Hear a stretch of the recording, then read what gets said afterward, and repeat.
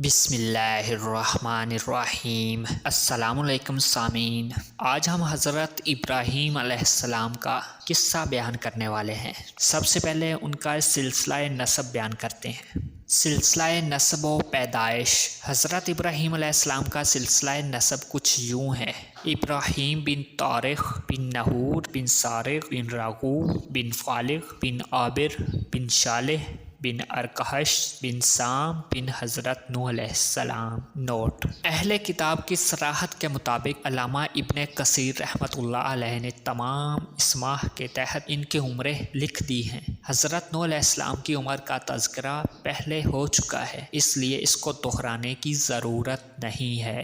حضرت ابراہیم علیہ السلام کے حالات کے ضمن میں حافظ ابن عساکر نے اپنی تاریخ میں اسحاق بن بشر قابلی سے، جو کہ کتاب المبتدأ کے مصنف ہیں، سے بیان کیا ہے کہ حضرت ابراہیم علیہ السلام کی والدہ کا نام میلا تھا۔ اس کے بعد ایک طویل قصہ حضرت ابراہیم علیہ السلام کی ولادت کا بیان کیا ہے، اور قلبی نے کہا ہے ان کی ماں کا نام بونا بنت کربتا بن کرسی تھا۔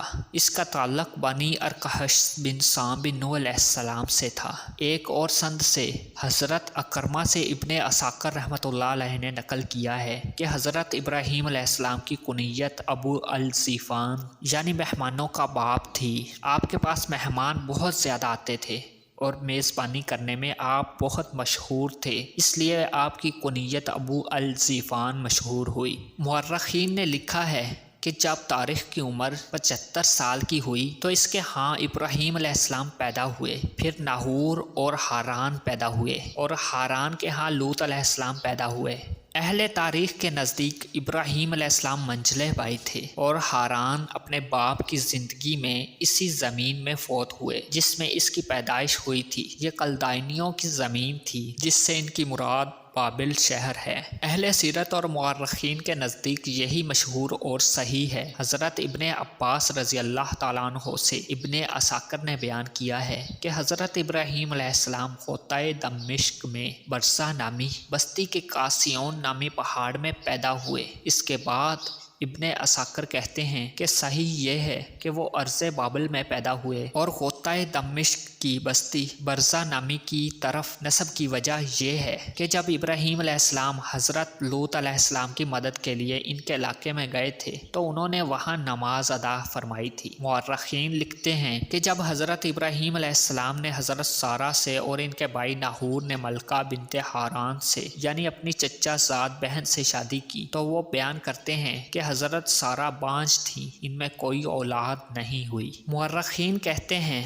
کہ طارق اپنے بیٹے ابراہیم اور اپنی بیوی سارہ اور اپنے پوتے لوط بن ہاران کو لے کر چلے، اور ان کو کلدانیوں کی سرزمین سے لا کر کنعانیوں کے علاقے میں آ کر مقام حران میں رہائش پذیر ہوئے، اور طارق 250 برس کی عمر میں وہاں فوت ہو گئے۔ یہ اس بات کی دلیل ہے کہ طارق حران میں پیدا نہیں ہوا بلکہ کلدانیوں کے علاقے بابل اور اس کے قرب و جوار کے مقام میں پیدا ہوئے۔ پھر وہ کنعانیوں کے علاقے جو بیت المقدس کا علاقہ ہے کا ارادہ کر کے وہاں سے چلے اور حران نامی جگہ میں رہائش پذیر ہو گئے، اور اس دور میں کلدانیوں کا مقام سکونت بھی یہی تھا، اور جزیرہ اور شام کی زمین میں بھی ان کی آبادی تھی۔ یہ 7 ستاروں کی عبادت کرتے تھے، اور دمشق شہر کے آباد کرنے والے لوگ بھی اسی دین کی پیروی کرتے تھے، اور قطب شمالی کی طرف متوجہ ہوئے تھے، اور کئی قسم کے اقوال و افعال کے ساتھ ستاروں کی پوجا کرتے تھے۔ اسی وجہ سے دمشق کے 7 دروازوں میں سے ہر دروازے پر ایک ستارے کا ہیکل بنا کر نصب کیا گیا تھا۔ وہاں عیدین مناتے اور قربانیاں بھی عید کے پاس کرتے تھے۔ اس طرح اہل حران بھی ستاروں اور بتوں کی پرستش کرتے تھے، سوائے حضرت ابراہیم علیہ السلام اور آپ کی اہلیہ حضرت سارہ اور حضرت لوط علیہ السلام کے۔ سب لوگ اللہ تعالیٰ کی ذات کے منکر تھے، اور حضرت ابراہیم خلیل اللہ کے ذریعے ہی سے اللہ تعالیٰ نے ان فتنوں اور گمراہیوں کو دور فرمایا۔ جس طرح کہ قرآن میں مذکورہ ہے کہ اللہ تعالیٰ نے آپ کو بچپن ہی سے رشد و ہدایت سے نوازا اور ان کو رسول بنایا، اور کم سنی میں ان کو اپنا خلیل بنایا۔ چنانچہ سورہ الانبیاء میں ارشاد باری تعالیٰ ہے، سورہ الانبیاء آیت نمبر 51۔ ترجمہ: اور ہم نے حضرت ابراہیم علیہ السلام کو اس سے پہلے ہی ہدایت دی اور ہم اس کو جانتے تھے، یعنی وہ اس کا اہل و حقدار تھا۔ اسی طرح اللہ تعالیٰ نے حضرت ابراہیم علیہ السلام کے حالات میں بیان کرتے ہوئے ارشاد فرمایا کہ سورہ العنکبوت آیت نمبر 16 تا 27 ترجمہ: اور ابراہیم کو یاد کرو جب انہوں نے اپنی قوم سے کہا کہ خدا کی عبادت کرو اور اس سے ڈرو، اگر تم سمجھ رکھتے ہو تو یہ تمہارے حق میں بہتر ہے۔ تم تو خدا کو چھوڑ کر بتوں کو پوجتے ہو اور طوفان باندھتے ہو، تو جن لوگوں کو تم خدا کے سوا پوجتے ہو وہ تو تمہیں رزق دینے کا اختیار بھی نہیں رکھتے، بس خدا ہی کے ہاں سے رزق طلب کرو اور اسی کی عبادت کرو اور اسی کا شکر کرو، اسی کی طرف تم لوٹ کر جاؤ گے۔ اور اگر تم مجھے جھٹلاؤ گے تو تم سے پہلی امتیں بھی اپنے پیغمبروں کو جھٹلا چکی ہیں، اور پیغمبر کے ذمہ تو کھول کر پیغام سنا دینے کے سوا اور کچھ نہیں۔ کیا انہوں نے نہیں دیکھا کہ خدا کس طرح مخلوق کو پہلی بار پیدا کرتا ہے، پھر اس طرح اس کو بار بار پیدا کرتا رہتا ہے؟ یہ بات خدا کو آسان ہے، ان سے کہہ دو کہ ملک میں چلو پھرو اور دیکھو کہ اس نے کس طرح مخلوق کو پہلی دفعہ پیدا کیا، پھر خدا ہی پچھلی پیدائش پیدا کرے گا۔ بے شک اللہ تعالیٰ ہر چیز پر قادر ہے، وہ جسے چاہے عذاب دے اور جس پر چاہے رحم کرے، اور اس کی طرف تم لوٹائے جاؤ گے، اور تم اس کو نہ تو زمین میں عاجز کر سکتے ہو اور نہ آسمان میں، اور نہ خدا کے سوا نہ تمہارا کوئی دوست ہے نہ کوئی مددگار۔ اور جن لوگوں نے خدا کی آیتوں سے اور اس کی ملاقات کے دن سے انکار کیا وہ میری رحمت سے نا امید ہو گئے ہیں، اور ان کے لیے دردناک عذاب ہوگا۔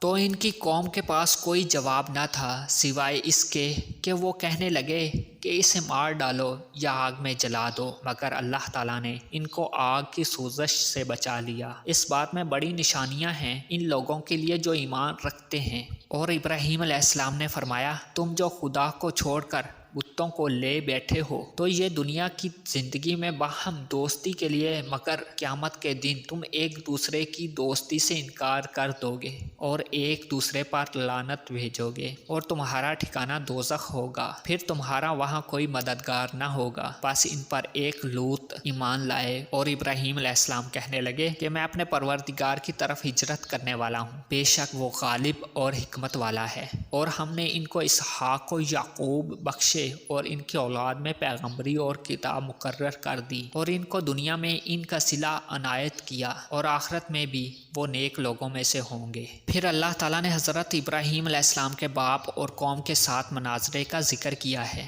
اور اس کا تذکرہ ہم انشاءاللہ تعالیٰ بعد میں کریں گے۔ جناب حضرت ابراہیم علیہ السلام نے سب سے پہلے اپنے اللہ کی توحید کی دعوت اپنے باپ کو پیش کی۔ وہ بتوں کو پوجا کرنے والوں میں سے تھا، اور وہی آپ کی خیر خواہی اور نصیحت کا زیادہ حقدار تھا۔ اللہ تعالیٰ نے فرمایا، سورہ مریم آیت نمبر 41 تا 47 ترجمہ: اور کتاب میں حضرت ابراہیم علیہ السلام کو یاد کرو، بے شک وہ نہایت سچے پیغمبر تھے۔ جب انہوں نے اپنے باپ سے فرمایا، اے میرے ابا جان، آپ ایسی چیزوں کو کیوں پوجتے ہیں جو نہ سن سکیں اور نہ دیکھ سکیں اور نہ آپ کے کچھ کام آ سکیں؟ اے میرے ابا جان، مجھے ایسا علم ملا ہے جو آپ کو نہیں ملا، آپ میرے ساتھ ہو جائیے، میں آپ کو سیدھی راہ چلا دوں گا۔ ابا جان، شیطان کی پرستش نہ کیجیے، بے شک شیطان خدا کا نافرمان ہے۔ ابا، مجھے ڈر لگتا ہے کہ آپ کو خدا کا عذاب آ پکڑے تو آپ شیطان کے ساتھی بن جائیں گے۔ باپ نے جواب میں کہا، کیا تو میرے معبودوں سے برگشتہ ہے؟ اگر تو باز نہ آئے گا تو میں تجھے سنسار کر دوں گا اور تو ہمیشہ کے لیے مجھ سے دور ہو جائے گا۔ حضرت ابراہیم علیہ السلام نے سلام علیک کہا اور کہا کہ میں آپ کے لیے اپنے پروردگار سے بخشش مانگوں گا، بے شک وہ مجھ پر نہایت مہربان ہے، اور میں آپ لوگوں سے اور جن کو آپ خدا کے سوا پرور پکارتے ہیں ان سے علیحدہ ہوتا ہوں اور اپنے پروردگار کو پکاروں گا۔ امید ہے کہ میں اپنے پروردگار کو پکار کر محروم نہیں رہوں گا۔ تو اس طرح اللہ رب العزت نے باپ بیٹے کی گفتگو اور سوال و جواب کا ذکر کیا، اور یہ بھی کہ ابراہیم علیہ السلام نے اپنے باپ کو کیسی نرم گفتگو اور حسین انداز میں اللہ کی توحید کی طرف بلایا، اور اس کے معبودوں بتوں کی خرابی اور نقص بیان کیے کہ جو معبود اپنے عبادت کرنے والوں کی نہ کوئی بات سن سکیں اور نہ اس کی جگہ کو دیکھ سکیں، وہ اپنے عبادت کرنے والوں کو کیا فائدہ دے سکتا ہے یا ان کو رزق کیسے دے سکتا ہے۔ پھر ابراہیم علیہ السلام نے اپنے اس علم اور ہدایت سے آگاہ کیا جو اللہ تعالیٰ نے انہیں کم سنی کے باوجود عطا فرمایا۔ سورہ مریم آیت نمبر 43۔ ترجمہ: ابا جان، مجھے ایسا علم ملا ہے جو آپ کو نہیں ملا، تو میرے ساتھ ہو جائیے، میں آپ کو سیدھی راہ پر چلا دوں گا، یعنی میں ایسے راستے کی رہنمائی کروں گا جو سیدھا، واضح، آسان اور ایک طرفہ صرف اللہ کی طرف جانے والا ہے۔ وہ آخرت اور دنیا کی بھلائی کی طرف لے جائے گا۔ جب ابراہیم علیہ السلام نے اپنے ابا کو یہ رشد و ہدایت پیش کی اور اس کی خیر خواہی کرنا چاہی تو اس نے اس کو قبول نہ کیا، بلکہ الٹا ابراہیم علیہ السلام کو ڈرانے دھمکانے لگا اور کہا، اے ابراہیم، کیا تو میرے معبودوں سے اعتراض کرتا ہے، نفرت کرتا ہے؟ اگر تو اس سے باز نہ آیا اور نہ رکا تو میں تجھے سنگسار کروں گا۔ تو بعد مفسرین نے کہا ہے کہ خوب گرم و سرد باتیں سنانے پر باپ نے بیٹے کو یہ دھمکی دی، اور بعد کا خیال ہے کہ واقعی عملاً سنگسار کرنے سے ڈرایا تھا، اور ابراہیم علیہ السلام سے کہنے لگا کہ مجھے لمبا عرصہ چھوڑ، یعنی میرے سے الگ تھلگ ہو جا۔ ابراہیم علیہ السلام نے جواب میں کہا کہ السلام علیکم، تجھ پر سلامتی ہو، یعنی میری طرف سے تجھے ناپسندیدہ بات اور تکلیف دہ چیز نہ پہنچے گی، اور میری طرف سے آپ بالکل محفوظ رہیں گے۔ بلکہ مزید نیکی اور احسان کرتے ہوئے فرمایا کہ میں تیرے لیے اپنے رب سے بخشش طلب کروں گا، میرا رب میرے ساتھ بڑا مہربان ہے۔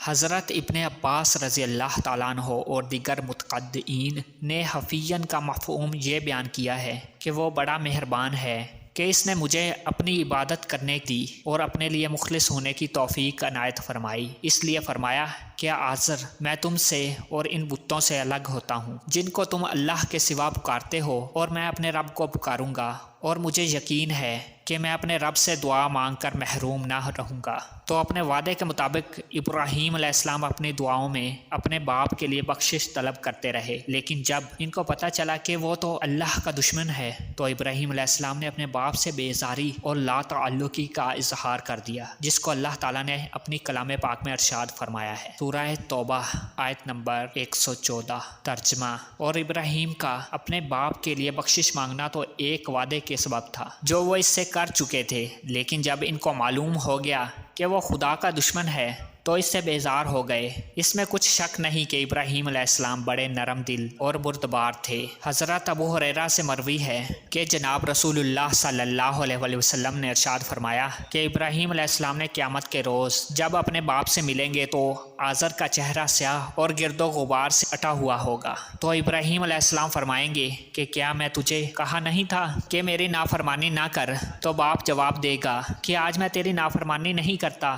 تو ابراہیم علیہ السلام کی بارگاہ میں عرض کریں گے، بے شک تو نے مجھ سے وعدہ کیا ہوا ہے کہ اس دن تو مجھے رسوا نہیں کرے گا۔ جب لوگ اٹھائے جائیں گے تو تیری رحمت سے دور میرے باپ سے بڑھ کر اور کون سی رسوائی زیادہ ہو سکتی ہے؟ اللہ تعالیٰ فرمائیں گے، بے شک میں نے جنت کافروں پر حرام کر دی ہے۔ پھر کہا جائے گا کہ اے ابراہیم، اپنے پاؤں کے نیچے کی طرف دیکھ۔ وہ دیکھیں گے کہ ایک مردار گندگی میں لتھڑا پڑا ہے، پھر اس کے پاؤں سے پکڑ کر جہنم میں پھینک دیا جائے گا۔ ایک اور جگہ اللہ تعالیٰ نے اپنی کلام پاک میں ارشاد فرماتے ہیں، سورہ الانعام آیت نمبر 74۔ ترجمہ: اور جب ابراہیم علیہ السلام نے اپنے باپ آزر سے کہا کہ تم بتوں کو کیا معبود بناتے ہو، میں دیکھتا ہوں کہ تو اور تیری قوم صریح گمراہی میں ہو۔ اس آیت مذکورہ بالا سے معلوم ہوتا ہے کہ آپ کے باپ کا نام آزر تھا، اور علم انساب کے ماہر جمہور علماء جن میں حضرت ابن عباس رضی اللہ تعالیٰ عنہ بھی شامل ہیں کہتے ہیں کہ اس کے باپ کا نام طارق تھا۔